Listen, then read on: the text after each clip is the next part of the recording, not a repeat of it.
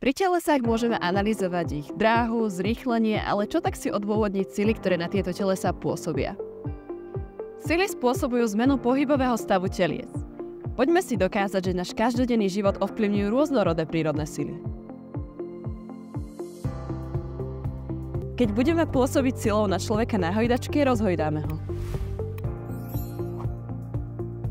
Športovec vďaka svojim svalom zdvihne ťažké činky. Žeriav použije svoju zdvihovú silu na zodvihnutie nákladu do určitej výšky. A vztlaková sila vzduchu vyniesie k nebu horkovzdušný balón. Od pradávnych čias sa ľudia snažili odhaliť zákony prírody. Najrôznejšie múdre hlavy ako Archimedes, Galileo, Kepler či Koperník sa venovali pochopeniu, prečo sa veci pohybujú tak, ako sa pohybujú. Je užitočné vedieť, o čom hovorí prvý Newtonov pohybový zákon a prečo vlastne trvalo tak dlho, kým sme na to prišli. V roku 1678 britský fyzik Isaac Newton popísal zákony ako zákon zotrvačnosti, zákon sily a zákon akcie-reakcie. Poďme sa ale pozrieť na ten najzákladnejší, a to už spomínaný zákon zotrvačnosti, inak pomenovaný prvý Newtonov zákon. V jednoduchosti na úvod. Teleso zostáva v pokoji alebo v rovnomernom priamočiarom pohybe, kým ho vonkajšie sily nedonútia tento stav zmeniť. To znie celkom jednoducho, nie? Tak prečo na to neprišli v starovekom Grécku alebo Egypte, kde bolo toľko múdrych hlav?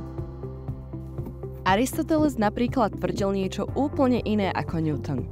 Tvrdil, že všetko sa nakoniec zastaví, ak tomu nedodáme energiu. Pozrime sa teda na niekoľko príkladov. Najskôr si vysvetlíme to teleso v pokoji. Predstavme si kameň na zemi. Môžeme sa naň pozerať celý deň a ani sa nepohne. Takže sa zhodneme na tom, že keď je teleso v pokoji, zostane v pokoji.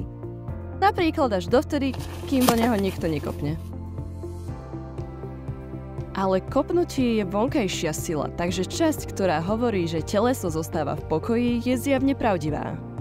Ale časť o rovnomernom priamočiarom pohybe si vyžaduje trošku komplikovanejšie vysvetlenie.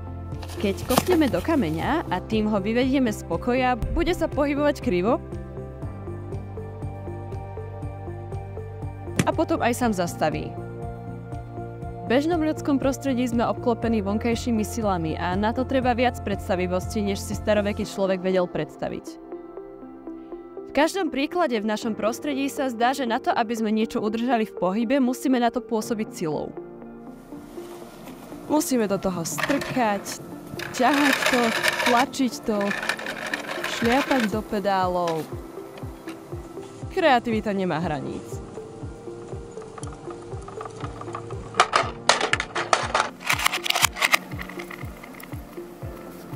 Ale potom sa pozrieme do vesmíru a zdá sa, že všetko sa hýbe ako si samo od seba.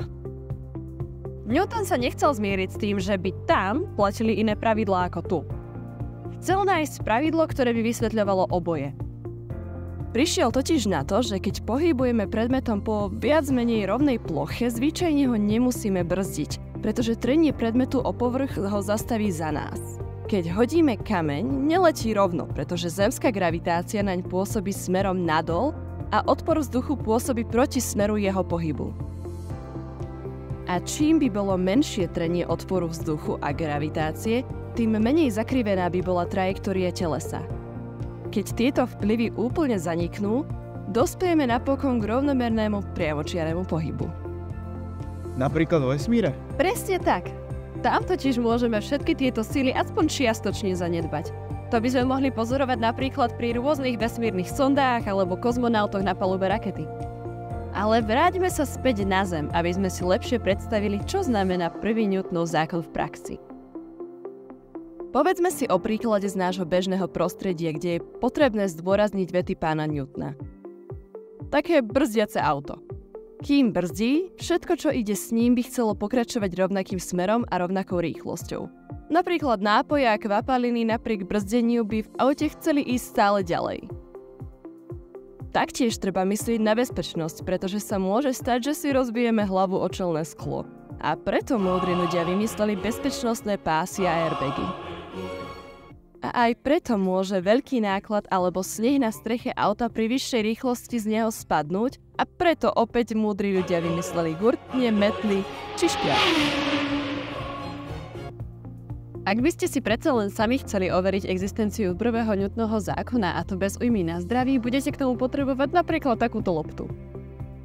Na našu loptu pôsobí gravitačná sila, ktorú možno poznáte ako ťažová sila a označujeme ju Fg. Ale toto nie je jediná sila, ktorá na ňu pôsobí. Nemáme tu len silu, ktorá ťahá loptu dole, ale aj silu, ktorá tlačí loptu hore. A to je práve sila Fs. Tieto sily sa akoby preťahujú o túto loptu. Jedna ho chce ťahať hore a druhá zase dole. A ktorá vyhráva? Tak v tejto chvíli je to remíza. Tieto sily sú v rovnováhe. Jedna smeruje hore a druhá dole a keď to intuitívne sčítame, výsledok je nulový. Ale čo ak chytím do rúk našu loptu a pustím ju? Opäť tu pôsobí gravitačná sila a keďže všade naokolo sa nachádza vzduch, treba rátať aj s odporovou silou vzduchu, ktorá ide proti gravitačnej sile.